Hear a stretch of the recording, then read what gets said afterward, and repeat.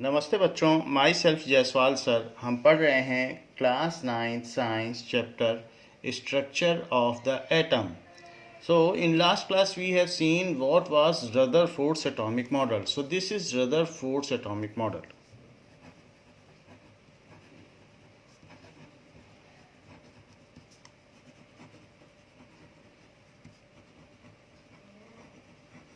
And these are electrons.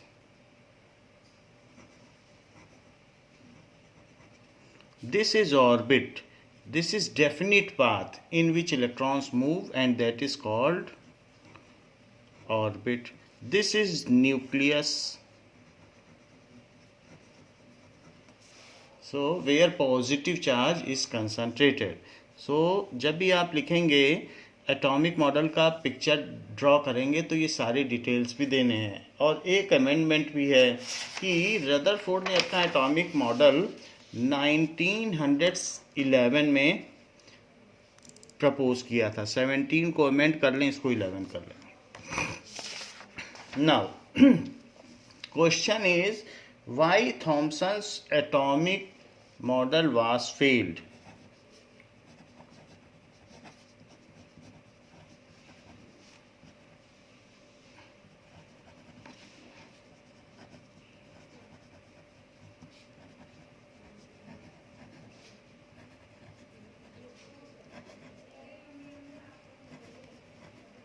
So as Thomson's model could not explain alpha particle scattering experiment done by Rutherford, so it was failed.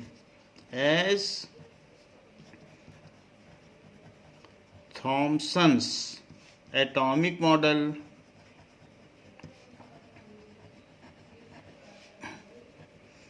could not explain Rutherford's alpha particle scattering experiment. So वो experiment को explain नहीं कर सका था।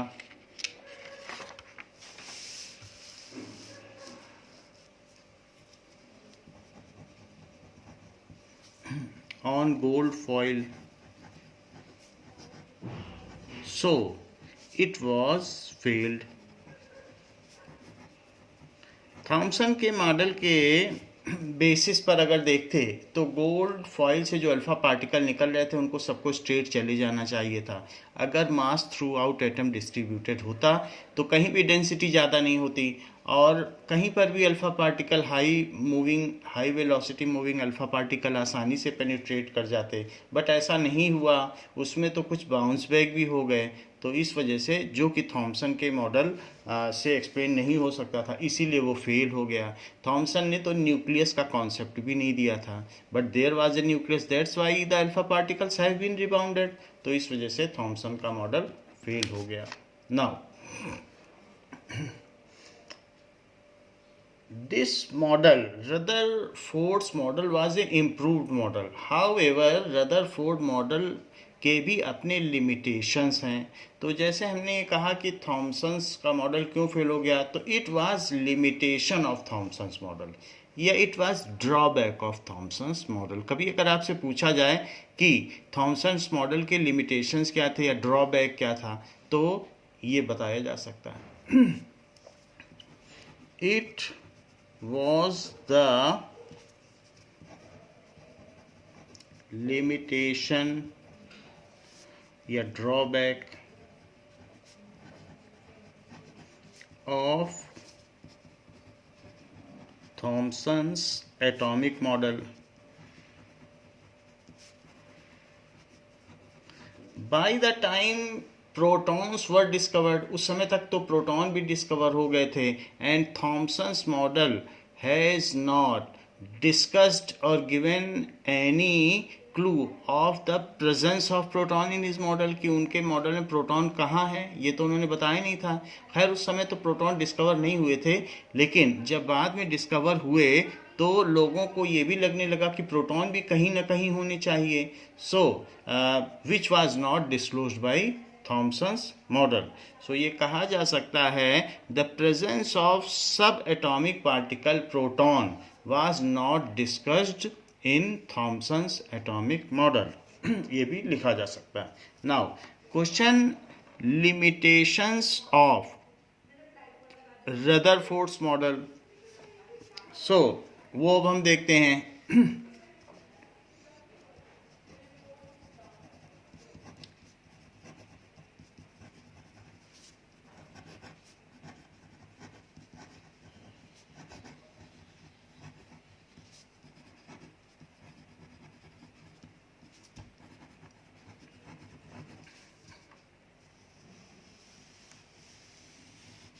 सो James Maxwell एक scientist थे, वो काफ़ी बाद में आए. तो जब भी रदरफोर्ड के मॉडल के बाद में उन्होंने इस पर काम किया. So James Maxwell, according to James Maxwell theory, तो जेम्स मैक्सवेल की एक थ्योरी है, वो क्या है वो मैं बताता हूँ आपको. According to James Maxwell theory, when charged particle, कोई भी चार्ज पार्टिकल हो, इलेक्ट्रॉन भी चार्ज पार्टिकल है या प्रोटॉन भी चार्ज पार्टिकल है, when charged particle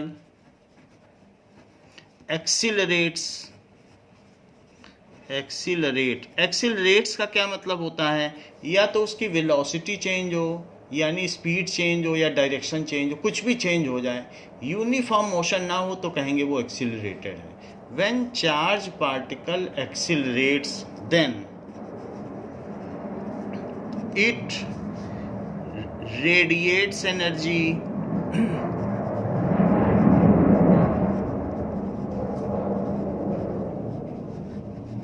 जैसे कि सन में अगर देखा जाए तो सन एक प्लाज्मा स्टेट है. सन पूरा हाइड्रोजन का बना हुआ है, और हाइड्रोजन के हर एटम में से प्रोटॉन तो अलग हो गया है, प्रोटॉन है उसका इलेक्ट्रॉन अलग हो गया है, ये इलेक्ट्रॉन अलग हो गया है इसमें से. अब ये हाइड्रोजन एटम क्या होता है, हाइड्रोजन एटम के सेंटर में एक प्रोटॉन होता है, और उसके चारों तरफ वन इलेक्ट्रॉन जो फर्स्ट शेल होती है उसमें रोटेट करता रहता है, ऐसा होता है.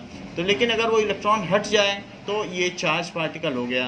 तो इसके भी एक्सीलरेट करने से या इस इलेक्ट्रॉन के एक्सीलरेट करने से ऐसे ऐसे एक्सीलरेट करिए. ये सन है, तो सन में H एटम होता है, लेकिन किसी भी एटम से अगर उसके सारे इलेक्ट्रॉन निकल जाए तो उसको कहते हैं प्लाज्मा स्टेट. तो हाइड्रोजन जो सन है वो एक प्लाज्मा स्टेट है, क्योंकि उसके हर हाइड्रोजन से उसका इलेक्ट्रॉन निकल गया है. तो अब वो स्टेट जिसके सारे इलेक्ट्रॉन निकल जाएं उसको प्लाज्मा स्टेट कहते हैं. तो दिस इज, जैसे हमने फर्स्ट चैप्टर में पढ़ा था कि there are 3 states of matter, solid, liquid, gas. इसके बाद 2 और स्टेट भी हैं, one is plasma state and other is Bose Einstein condensate. तो उसमें से प्लाज्मा स्टेट ये है. Now when charge particle accelerate, तो वहाँ इतना हीट है सन में, दैट इज 10⁻⁷ केल्विन हीट है. अगर आप सन में देखें तो इसके आगे 1 के आगे 7 जीरो लगाना पड़ेगा, इतने केल्विन की हीट है. तो इस हीट में इलेक्ट्रॉन मूव करते हैं बहुत तेज़ी से, और इनके मूव करने से इनमें से एनर्जी निकलती है. ये एनर्जी निकल रही है. ये एनर्जी कौन सी है, जैसे हमारे पास सन से कौन सी एनर्जी आती है, लाइट एनर्जी आती है. तो लाइट एनर्जी निकलती है, या और भी दूसरी फॉर्म हो सकती हैं. एक्स रेज भी इसमें से निकलती है, जिससे हम लोगों का एक्सरे लिया जाता है. ऐसे और भी बहुत सारी इंफ्रारेड रेज, जो हीट रेज जो हम लोग के वार्म थिंग्स में से, जैसे तवे में से निकलती हैं, तो वो इंफ्रारेड रेज हैं.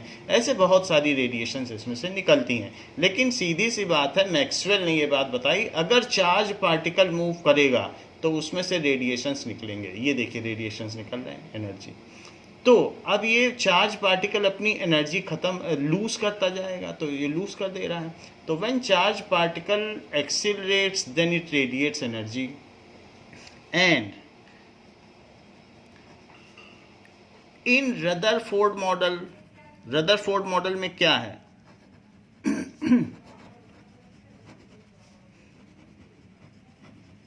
मॉडल, ये सेंटर पे न्यूक्लियस है, और इसके चारों तरफ ये इलेक्ट्रॉन है जो कि एक अपनी डेफिनिट ऑर्बिट में रोटेट कर रहा है। ये उसकी ऑर्बिट है और ये इलेक्ट्रॉन है, तो ये ऐसे रोटेट कर रहा है। तो जब भी कोई चीज़ सर्कुलर पाथ में होती है तो एवरी मोमेंट इसका डायरेक्शन चेंज हो जाता है। ये सीधा तो जा नहीं रही है, तो डायरेक्शन चेंज होना ये भी तो एक्सीलरेशन है, क्योंकि स्पीड बदल गई, ये वेलोसिटी बदल गई। Velocity contains speed and direction both. तो इसलिए चूंकि डायरेक्शन बदली, इसलिए वेलोसिटी बदली हुई मानी जाएगी और वो पार्टिकल एक्सीलरेटेड माना जाएगा। तो यहाँ पर चूंकि इलेक्ट्रॉन का डायरेक्शन एवरी मोमेंट बदल रहा है तो इसमें एक्सीलरेशन है, और ये चार्ज पार्टिकल है।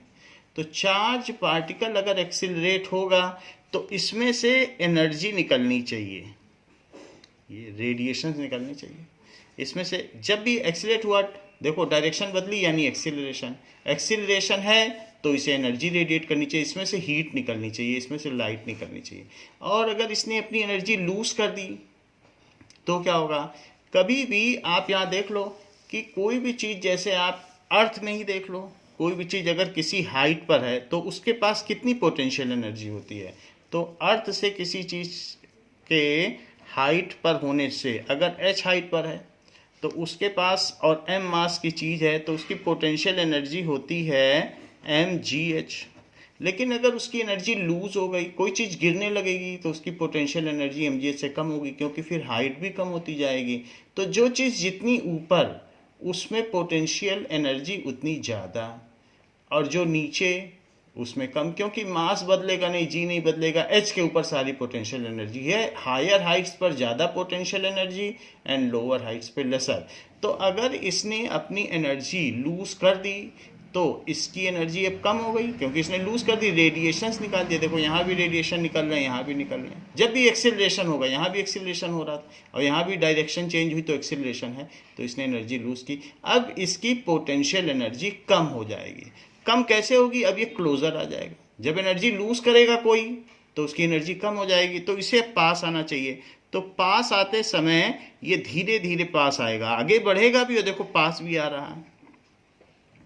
स्लोली स्लोली ये पास आता चला जा रहा है। देखो अभी ये धीरे धीरे क्लोजर आता जा रहा है। आप हाइट देखिए सेंटर से, सेंटर इसको अट्रैक्ट कर रहा है, तो ये है पॉजिटिव सेंटर और ये निगेटिव। ऐसे अर्थ भी अट्रैक्ट कर रही थी मास को, यहाँ भी अट्रैक्शन है। तो जहाँ अट्रैक्शन होता है वहाँ पोटेंशियल एनर्जी होती है। तो धीरे धीरे ये पास आता जाएगा, क्योंकि हर पॉइंट पर ये एनर्जी रेडिएट कर रहा है, हर पॉइंट पर, क्योंकि हर पॉइंट पे एक्सीलरेशन है। तो हर पॉइंट पे जब एनर्जी रेडिएट करेगा तो हर पॉइंट पर इसकी एनर्जी और कम और कम और कम होती जाएगी, और जब इसकी एनर्जी कम होती जाएगी तो फिर ये उस at the cost of potential energy, तो उसकी पोटेंशियल एनर्जी कम होती चली जाएगी, कहीं ना कहीं तो इसकी कमी आएगी। तो ऐसे केस में ये धीरे धीरे अर्थ के पास आएगा। जब भी एनर्जी कम होगी तो डिस्टेंस कम हो जाएगी, जैसे यहाँ आपने देखा कि तो ये पास आता जाएगा एंड अल्टीमेटली ये स्पाइरल मूवमेंट करता हुआ पास आएगा और अल्टीमेटली ये इसी में फॉल हो जाएगा। ये स्पाइरल, जैसे सांप कुंडली मार कर बैठे रहता है वैसा उसको स्पाइरल मोशन में कहते हैं, कि स्पाइरल मोशन में पास आएगा और इसी में गिर जाएगा। Ultimately it will fall inside nucleus, तो ये न्यूक्लियस में गिर जाएगा। और ऐसा ये 10⁻⁻8 सेकंड के अंदर ही अंदर कर लेगा। तो आप ये समझ लीजिए ये कितना कम स्टेबल है। 10⁻⁻8 सेकंड के अंदर इसे गिर जाना चाहिए। इसे ऐसे इंडिपेंडेंटली रोटेट नहीं करना चाहिए कि जैसे रदरफोर्ड ने कहा कि मेरी डेफिनिट ऑर्बिट है और ये उसी में रोटेट करेगा और करता ही रहेगा। तो मैक्सवेल ने कहा ऐसा हो नहीं सकता, आपका पार्टिकल तो एक्सिलरेट कर रहा है, और एक्सिलरेट कर रहा है तो एनर्जी रेडिएट करेगा।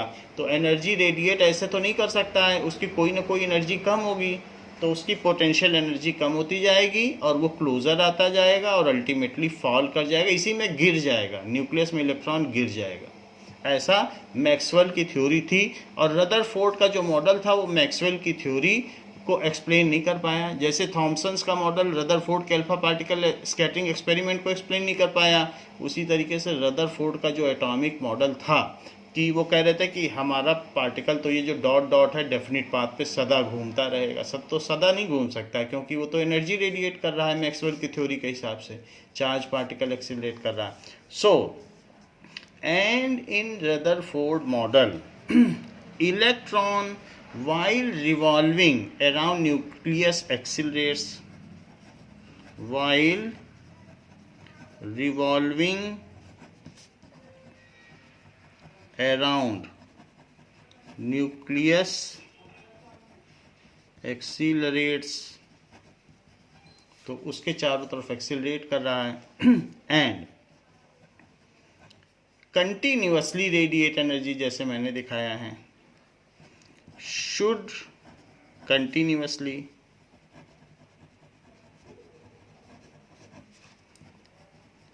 Radiate energy. तो अगर वो एक्सीलरेट कर रहा है तो उसे एनर्जी रेडिएट करनी चाहिए. वैसे ऐसा होता नहीं है. जो इलेक्ट्रॉन्स हैं वो अगर इतनी एनर्जी रेडिएट करें तो हमारे रूम में कितने सारे एयर पार्टिकल हैं और सभी में से अगर एनर्जी रेडिएट हो तो एक कमरा कितना गर्म हो जाए जितना आप जिसमें आप बैठे हैं. तो होता तो नहीं है. जो टेम्परेचर है रूम का वही बना रहता है. इसका मतलब है कि कहीं न कहीं मॉडल में गड़बड़ी थी, या तो इलेक्ट्रॉन रिवॉल्व नहीं कर रहा, या कुछ ना कुछ गड़बड़ी है जो रदरफोर्ड एक्सप्लेन नहीं कर पाए. क्योंकि रूम में हम बैठते हैं तो कहाँ किसी इलेक्ट्रॉन से कोई एनर्जी निकलती है, चाहे एयर के पार्टिकल हो, चाहे सॉलिड के पार्टिकल हो, या लिक्विड के, कहीं से कोई एनर्जी नहीं निकलती. इसलिए तो जब एनर्जी नहीं निकलती रूम गर्म नहीं होता, टेम्परेचर हाई नहीं होता. तो इसलिए रदरफोर्ड के मॉडल में कहीं ना कहीं गड़बड़ी है. सो अगर वो एक्सीलरेट कर रहा है, आपने बताया रदरफोर्ड ने कि एक्सीलरेट कर रहा है, तो जेम्स मैक्सवेल बोले तो फिर उसे एनर्जी रेडिएट करनी चाहिए और उसे बार धीरे धीरे क्लोजर आते जाना चाहिए, क्योंकि मूव तो कर ही रहा था. तो चलते चलते जब कोई चीज़, साइकिलिस्ट अगर केंद्र सेंटर की तरफ आना चाहे तो वो धीरे धीरे ही आ सकता है, क्योंकि वो मूव कर रहा था तो धीरे धीरे आ सकता है. ऐसे धीरे धीरे क्लोजर आएगा. एक्सीलरेट भी कर रहा है. नाउ कंटिन्यूअसली रेडिएट एनर्जी, तो उसे रेडिएट एनर्जी करनी चाहिए. And should come closer to nucleus in a spiral path. Should come closer to nucleus in spiral path and ultimately fall in nucleus, and ultimately fall in nucleus within 10 to the power -8 second. इतने second के अंदर अंदर उसे गिर जाना चाहिए. So Rutherford model is not stable for more than 10 to the power 8 second. यानी वो गिर गया तो खत्म, फिर कहीं इलेक्ट्रॉन बचा ही नहीं. So Rutherford atomic model is not stable for more than 10 to the power -8 second. इससे ज़्यादा is not stable for more than 10 to the power -8 second. से ज़्यादा वो स्टेबल नहीं. As Rutherford model does is not as per James Maxwell electromagnetic radiation theory. तो इस तरीके से जो चार्ज पार्टिकल की थ्योरी होती है, तो इलेक्ट्रोमैग्नेटिक रेडिएशन थ्योरी, उसमें और भी चीज़ें हैं इलेक्ट्रोमैग्नेटिज्म से संबंधित. दैट इज लाइट कैसे चलती है. So these are the various concept. Now not more than as Rutherford model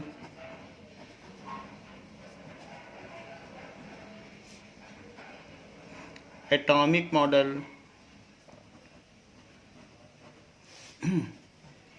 could not explain.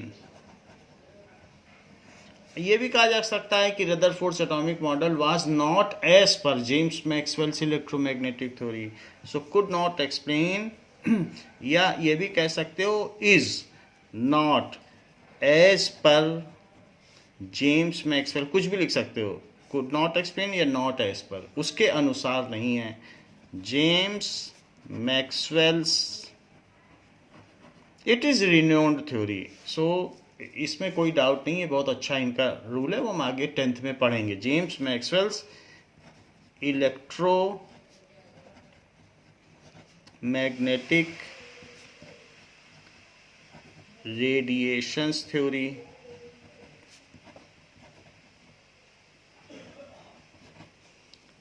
जब ये रदरफोर्ड का एटॉमिक मॉडल इसको एक्सप्लेन नहीं कर पाया या इसके अनुसार नहीं है, तो Rutherford's atomic model was failed.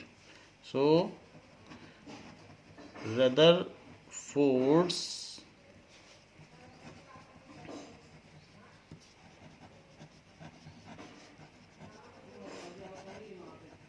Was failed, इसीलिए ये फेल हो गया.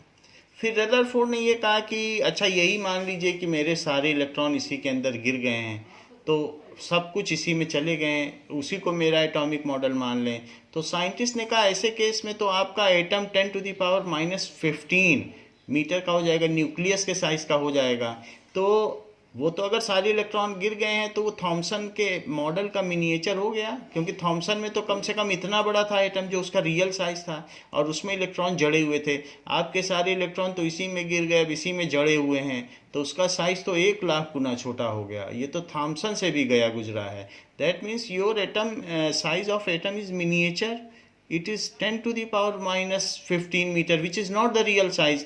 So that concept जो उन्होंने अपील की थी वो भी लोगों ने नहीं मानी और ultimately it was failed. Now, as Rutherford's atomic model was failed, so there should be some other model to replace it. So Niels Bohr's model came into picture, which has replaced Rutherford's atomic model.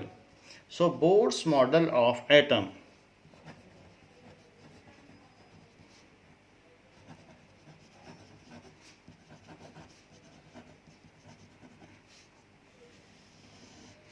जो कि Niels Bohr ने दिया.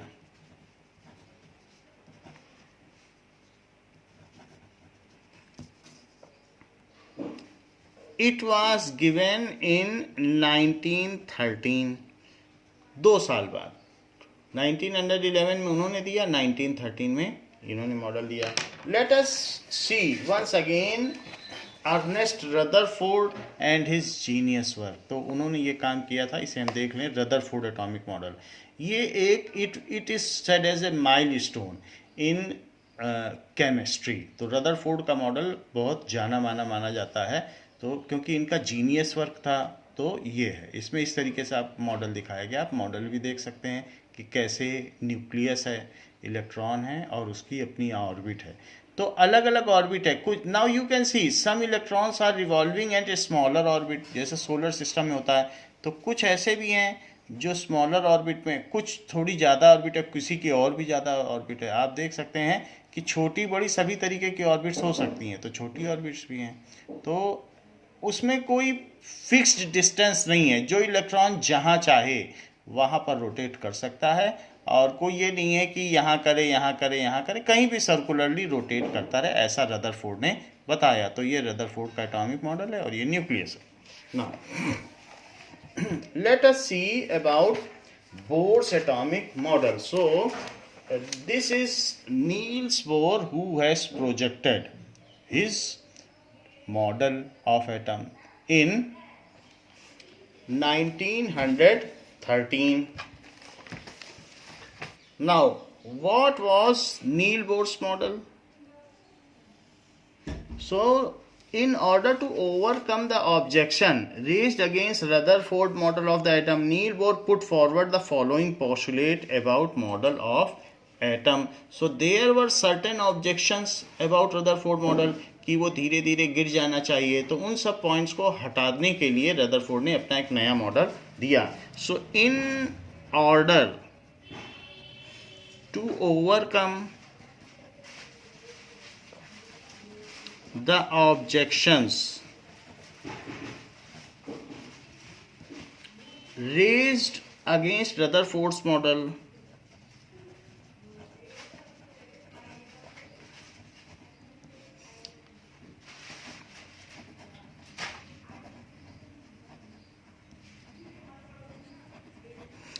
Niels Bohr put forward the following postulate about model. So Niels Bohr put forward his own model.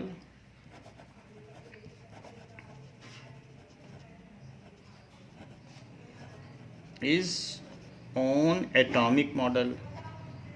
तो postulates of his models are, postulate का मतलब it is total hypothesis, ये कोरी परिकल्पना है। जो भी चीज उन्होंने बताई नील्स बोर ने अपने मॉडल में, वो एक हाइपोथेसिस है, माइंड की थ्योरी है, कोई उन्होंने प्रैक्टिकल एक्सपेरिमेंट नहीं किया, बट एक हाइपोथेसिस दी लोगों को। सो उस चीज को when things are not proved, it is only based on thinking और hypothesis, then it is known as postulate. तो उसको पोस्टुलेट कहते हैं, जो बेसिस ऑफ इमेजिनेशन होता है। So postulate of model of atom क्या क्या हैं? So his postulates,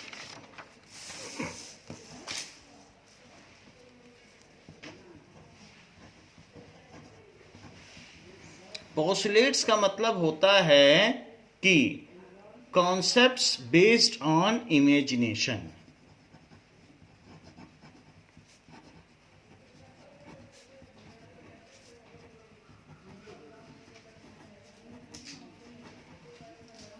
and needed verification, उसको कोई एक्सपेरिमेंटल वेरिफिकेशन कर दे तो अच्छा, needed verification. However the scientist who put forward postulate does not verify himself or herself। Scientist खुद नहीं करता, दूसरे के लिए छोड़ देता है कि आप इसे वेरीफाई करें।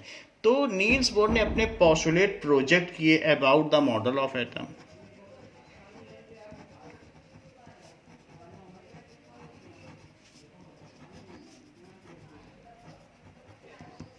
फर्स्ट पोस्टुलेट क्या दिया है? Only certain special orbits known as discrete orbits are allowed inside atom. इन्होंने कहा, देखिए नील बोर ने कहा कि इलेक्ट्रॉन कहीं भी नहीं घूम सकता। जैसे हमने आपको एक फिगर दिखाया था कि थोड़ी दूर घूम रहा है, थोड़ी दूर, अभी हमने एक आपको डायग्राम दिखाया था जो रदरफोर्ड के मॉडल में था। उन्होंने कुछ डिस्टेंस की तो बात नहीं की थी, बस ऐसे ही दिखा दिया था कि कहीं भी घूम सकता है, किसी की छोटी ऑर्बिट, किसी की बड़ी ऑर्बिट। तो नील्स बोर ने कहा ऐसा नहीं हो सकता, only certain discrete orbits are allowed. तो अगर इलेक्ट्रॉन कहीं घूम रहा है, एक फिक्स्ड डिस्टेंस पर ही घूम सकता है, वो फिक्स्ड ऑर्बिट है, और ऐसी ऑर्बिट होगी कि वहां पर अगर वो रोटेट करेगा तो एनर्जी रेडिएट नहीं करेगा। फिर उसके बाद एक दूसरी ऑर्बिट होगी, तो कहीं भी नहीं घूम सकता है, उसकी अलाउड ऑर्बिट है, यहाँ बीच में कहीं नहीं घूम सकता। उसकी एक डिस्टेंस के हिसाब से कि अगर पहले वाले की डिस्टेंस 1n² है तो दूसरे की 2n², फिर तीसरे की 3n। मान लीजिए ये 1 सेंटीमीटर है तो दूसरा वाला 4 सेंटीमीटर पर होगा, तीसरा वाला 9 सेंटीमीटर पर, 16 सेंटीमीटर, इस हिसाब से होगा। यानी कि जितनी पहले की डिस्टेंस होगी वो 1², दूसरे की 2², फिर 3², फिर 4², इस हिसाब से डिस्टेंस बढ़ती चली जाएगी। तो अगर ये 1 सेंटीमीटर तो दूसरा वाला उसका 2² यानी 4 सेंटीमीटर पर। वैसे सेंटीमीटर डिस्टेंस पर नहीं होते हैं, एटम तो बहुत छोटा होता है। हम आपको समझाने के लिए बता रहे हैं कि जितनी इसकी डिस्टेंस होगी उसकी 4 गुना इसकी होगी, फिर 9 गुना होगी, फिर 16 गुना। नाउ तो क्या बात बताई इन्होंने? बताया कि only certain permissible discrete orbits are allowed in which electron can rotate around nucleus. ये परमिसिबल ऑर्बिट्स हैं, सब जगह करेगा तो रेडिएट करेगा, लेकिन उन्होंने कहा कि ये स्पेशल ऑर्बिट्स हैं, अगर यहाँ ये रोटेट करेगा तो एनर्जी रेडिएट नहीं करेगा। तो पहले लिख लें, फिर हम इसके बारे में और डिस्कस करें कि इनका पोस्टुलेट क्या था। Only certain special orbits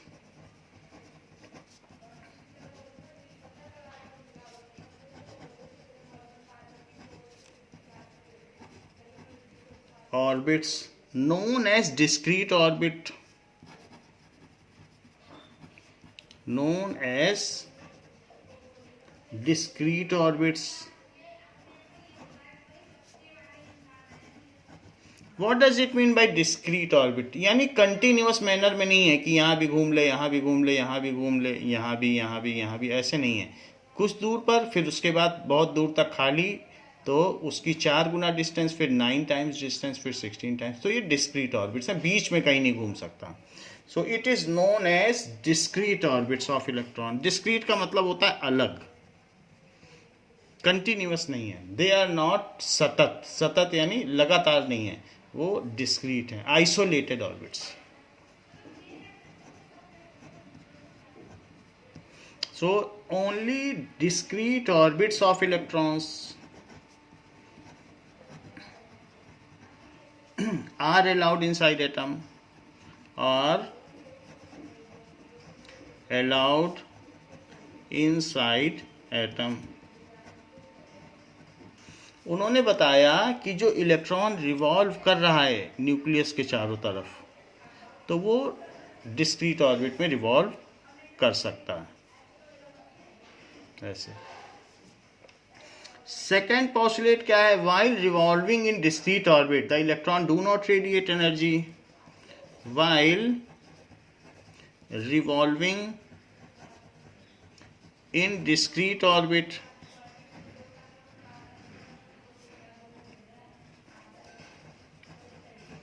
electrons do not radiate energy, do not radiate energy. तो उसमें रोटेट करते समय, रिवॉल्व करते समय, it will not radiate energy. ये बोर ने ये बताया कि हमारी स्पेशल ऑर्बिट है, अगर ये इसमें रोटेट करेगा तो एनर्जी रेडिएट नहीं करेगा। ऐसा सुनने में और लगता है, क्योंकि जेम्स मैक्सवेल ने कहा था अगर वो एक्सिलरेट करेगा तो एनर्जी रेडिएट करेगा, लेकिन इन्होंने बोला नहीं, ये हमारी ख़ास ऑर्बिट है और इसमें अगर रोटेट करेगा, पर्टिकुलर डिस्टेंसेस हैं, तो इसमें रोटेट करेगा तो एनर्जी नहीं रोटेट करेगा। इन्होंने और बहुत सारा वर्क किया अपने एटम पर, वो सारी बातें सही थी, इसलिए इनका मॉडल एक्सेप्ट कर लिया गया। अगर सिर्फ इन्होंने ऐसे ही बोला होता कि यहाँ यहाँ करेगा तो नहीं करेगा, तो कोई नहीं मानता। But there was a lot of work done by Bohr about atom, and those all works was found in accordance to the facts. तो बहुत सारी चीज़ें मिल रही थी जो रियलिटी के बहुत पास थी, तो इसलिए इनका मॉडल एक्सेप्ट कर लिया गया। लोगों ने मान लिया कि इलेक्ट्रॉन इनकी ऑर्बिट में रोटेट करेगा तो एनर्जी नहीं रेडिएट करेगा। एंड वी ऑल नो कि electron while revolving around atom energy radiate नहीं करता, क्योंकि हम लोगों को कहीं हीट तो फील होती नहीं है रूम में।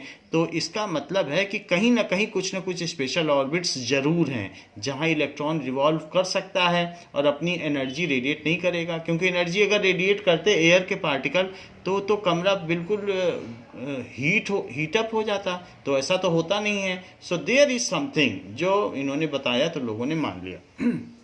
अब ये दो चीज़ें देखिए, ओनली सर्टन स्पेशल ऑर्बिट्स, इनकी ऑर्बिट्स को स्पेशल ऑर्बिट्स माना गया या इनकी ऑर्बिट्स को एनर्जी लेवल माना गया। ये जितनी भी 3 ऑर्बिट्स यहाँ पर दिखाई गई हैं, इसको माना गया energy levels. So it is energy level, या इसको ये भी कहा जा सकता है कि शेल्स, इसको शेल भी कहा जा सकता है, उसके चारों तरफ शेल है। तो ये first shell, second shell, third shell. तो ये जो शेल है इसको कहेंगे फर्स्ट शेल, ये जो है इसको कहेंगे सेकंड शेल, और इसको कहेंगे थर्ड शेल। और भी शेल हो सकती हैं, अगर आप 4 शेल का बनाना चाहें तो एक शेल और बना लें, तो इट इज़ 4th शेल, तो इक्वी डिस्टेंस होगी। Now it is 4th shell, ऐसे बना सकते हैं। सो इसको लिख लें 4th शेल। तो इस तरीके से whatever number of shell you want to make, you can make. जो हमारे जितने भी एलिमेंट्स हैं अर्थ में, उसमें मैक्सिमम 7 शेल्स में सारे इलेक्ट्रॉन्स आ जाते हैं, फिर भी जितनी चाहें आप बना सकते हैं। So these are energy levels. इनको बोर ने पहली शेल को के शेल कहा, सेकंड को एल शेल, थर्ड को के एल एम और एन। आर्बिट्रेरीली इनका अल्फ़ाबेट के हिसाब से नाम दे दिया, K L M N shells. So Niels Bohr की जो शेल है, दीज ऑर्बिट्स और shells are called energy level. ये तो इनके पोस्टुलेट्स हो गए कि कुछ डिस्क्रीट ऑर्बिट्स होती हैं जिनमें इलेक्ट्रॉन रोटेट कर सकते हैं, अलाउड होते हैं, रोटेट कर सकते हैं. So in which electrons are allowed inside atom, उन्हीं में इलेक्ट्रॉन रहेगा. और अगर उनमें वो रिवॉल्व करेगा, घूमेगा, तो एनर्जी रेडिएट नहीं करेगा. ये लिखा है, do not radiate energy. These orbits, फिर आगे ये क्या कहते हैं, दीज ऑर्बिट्स और shells are called energy levels. उनको एनर्जी लेवल कहा गया. Energy levels are shown in this diagram. तो ये few energy levels in atom है. So that is few energy levels in atom. ऐसा डायग्राम आपकी बुक में दिखाया गया है. तो अब अलग अलग एनर्जी लेवल की अपनी अपनी कैपेसिटी है. जैसे ये फ्यू एनर्जी लेवल है, तो we all know that first shell में 2 इलेक्ट्रॉन रह सकते हैं, सेकंड शेल में 8 इलेक्ट्रॉन रह सकते हैं, थर्ड शेल में 18 इलेक्ट्रॉन रह सकते हैं, एंड फोर्थ शेल में 32 मैक्सिमम इलेक्ट्रॉन रह सकते हैं. तो 2, 8, 18 एंड 32 इनकी मैक्सिमम कैपेसिटी है. Now these orbit or shells are represented by letters K, L, M, N. These orbits or shells are represented by English alphabet letters K, L, M, N, और आगे भी आप K, L, M, N, O, P कुछ भी लिख सकते हैं. और द नंबर्स, या फिर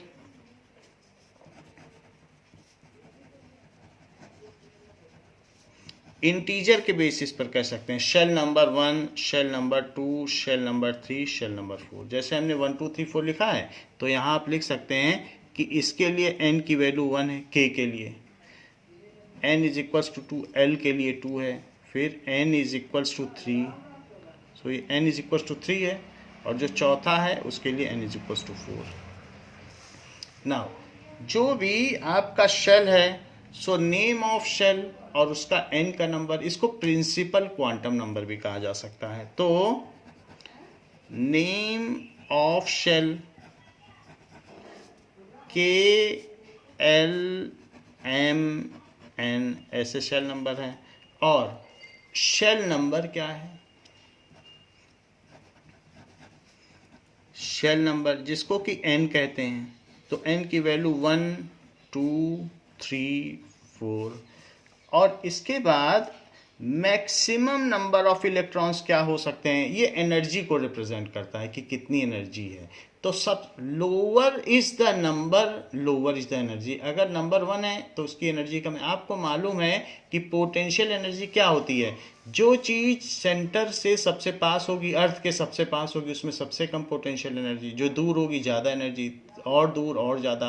क्योंकि mgh होती है, ऐसे ही इसमें भी होती है, इलेक्ट्रॉन्स में भी कुछ पोटेंशियल एनर्जी होती है. तो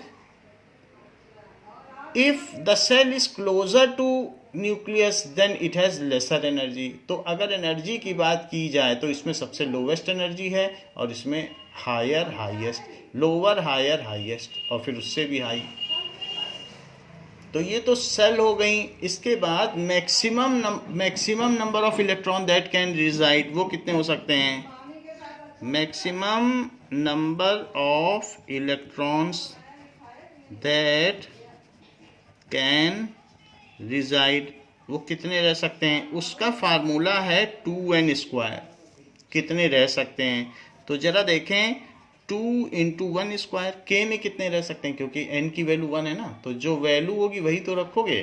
तो 1 है तो 1², तो पहली शेल में 2 इलेक्ट्रॉन रह सकते हैं. सेकंड में रखो 2 × फार्मूला देखिए, n की वैल्यू यहाँ डालिए, 2 × 2², तो 2² 4, 4 2 जा 8.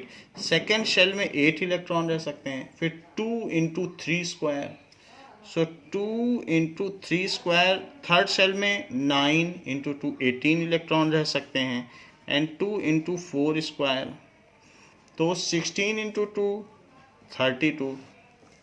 सो this is the maximum capacity हर सेल की। तो maximum number of electron that can reside is called shell capacity. उसको सेल कैपेसिटी कह सकते हैं कि कितने इलेक्ट्रॉन रह सकते हैं। Lower is the shell number, lesser is the energy level. Lower is the shell number, lesser is the energy level। तो अगर हम ये देखें तो जो K शेल होगा उसकी एनर्जी सबसे लेस है। K शेल से ज़्यादा L शेल की एनर्जी है, क्योंकि L शेल दूर है। आप देख लें, L दूर है, L सेंटर से कितनी दूर है, K तो सबसे पास है, L उससे दूर। तो L शेल से ज़्यादा एनर्जी किसकी होगी, KL M शेल, और M शेल से ज़्यादा N शेल, फिर इसके आगे MnOp और भी लिख सकते हो। So it is the energy level. Energy level सबसे कम एनर्जी K शेल की होती है। So lower is the shell number, lesser is the energy level.